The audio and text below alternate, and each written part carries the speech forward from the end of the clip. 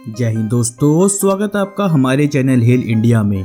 दोस्तों, भारत की आबादी लगभग 130 करोड़ है और इन 130 करोड़ में आपको हर धर्म के लोग मिल जाएगी, मगर इनमें से लगभग 100 करोड़ लोग हिंदुज़म को फॉलो करते हैं और हिंदुज़म में चारधाम यात्रा का बहुत अधिक धार्मिक महत्व है। ये माना जाता आ रहा है कि हर हिंदू को अपने जीवन काल में कम से कम एक बार इस तीर्थ यात्रा पर जाना चाहिए और इसी बात को मानते हुए हर साल लाखों की संख्या में दुनिया भर से श्रद्धालु चारधाम यात्रा करते हैं और ये चारधाम यात्रा उत्तराखंड पर्यटन की रीढ़ मानी जाती है।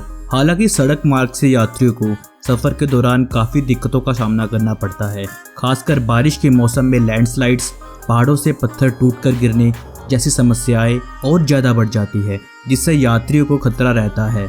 पर दोस्तों, ये प्रोजेक्ट जिसे ऑल वेदर हाईवे कहा जाएगा, इसके बनने के बाद देवभूमि उत्तराखंड में चारधाम की यात्रा हर मौसम में बिना किसी परेशानी के की जा सकेगी। दोस्तों, उत्तराखंड में बनाए जा रहे चारधाम हाईवे प्रोजेक्ट के दो मेन ऑब्जेक्टिव्स हैं, जिसमें से एक है हिमालयन में चारधाम तीर्थस्थलों जैसे केदारनाथ, बद्रीनाथ, गंगोत्री और यमुनोत्री को हाईवे के जरिए आपस में जोड़ना और कनेक्टिविटी में सुधार लाना, और दूसरा मेन ऑब्जेक्टिव है नेशनल सिक्योरिटी। पिछले कुछ सालों में भारत और चीन के रिश्ते दिन ब दिन खराब होते जा रहे हैं।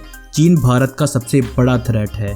इसी थ्रेट को देखते हुए ये प्रोजेक्ट एक स्ट्रेटेजिक रोड का रोल भी निभाएगा, जो देहरादून और मीरठ में स्थित आर्मी कैंप्स को इंडिया चाइना बॉर्डर से कनेक्ट करेगा, ताकि कम से कम टाइम में ब्रह्मोस जैसी मिसाइल्स बॉर्डर पर डिप्लॉय करी जा सके।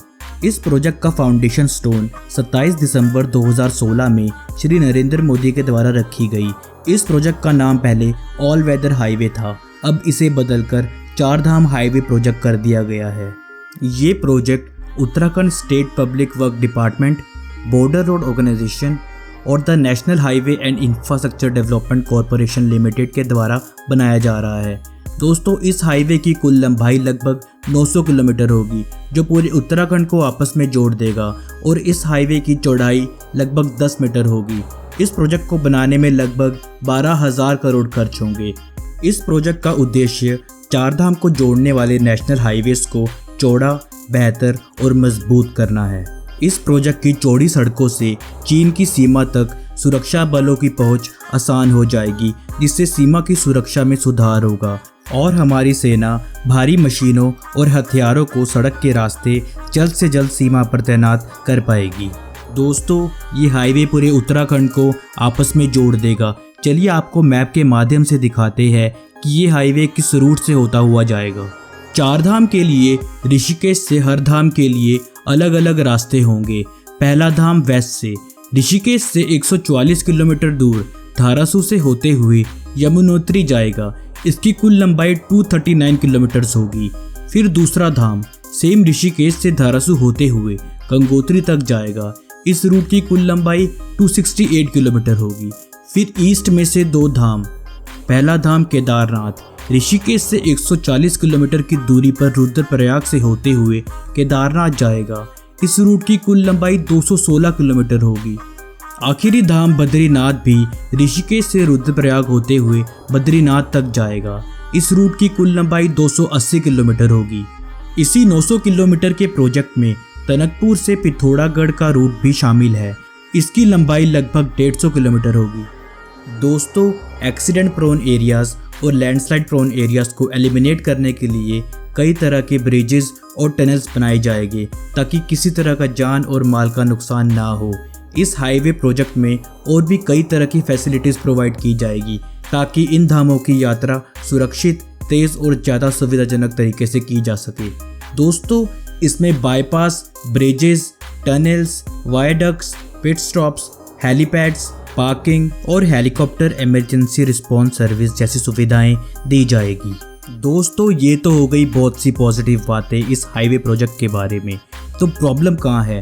क्यों इस प्रोजेक्ट की सुप्रीम कोर्ट में सुनवाई हुई? ये प्रोजेक्ट इकोलॉजिकली सेंसिटिव एरिया से होकर गुजरता है। ये एरिया ऑलरेडी लैंडस्लाइड्स और अन्य नेचुरल डिजास्टर जैसी प्रॉब्लम फेस कर रहा है।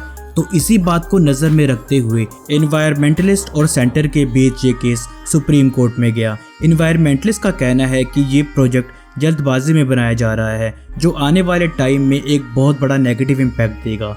इसका कोई सॉल्यूशन नहीं होगा और पिछले कुछ सालों से लैंडस्लाइड्स बढ़ती जा रही है, जो एक वार्निंग साइन है। और उनका कहना है ये प्रोजेक्ट एक बड़े हादसे के रिस्क को और बढ़ा देगा। वहीं और दूसरी तरफ सेंटर का कहना है कि प्रोजेक्ट नेशनल सिक्योरिटी को ध्यान में रखते हुए बनाया जा रहा है।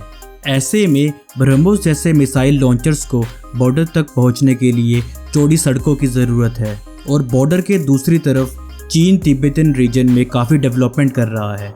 ऐसे में इंडिया को खुद को रेडी रखना होगा।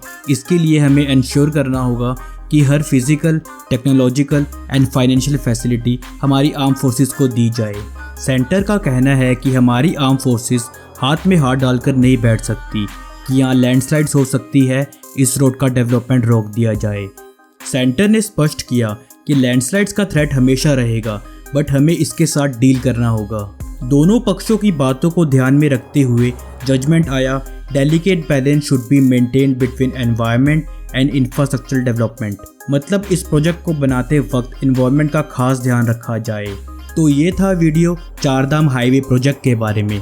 आपको क्या लगता है हमें कमेंट सेक्शन में बताएं। आई होप आपको ये वीडियो पसंद आया होगा। अगर हाँ तो वीडियो को लाइक कीजिए, शेयर कीजिए और चैनल को सब्सक्राइब करना ना भूलना। जय हिंद दोस्तों, मिलते हैं हेल इंडिया के नेक्स्ट वीडियो में।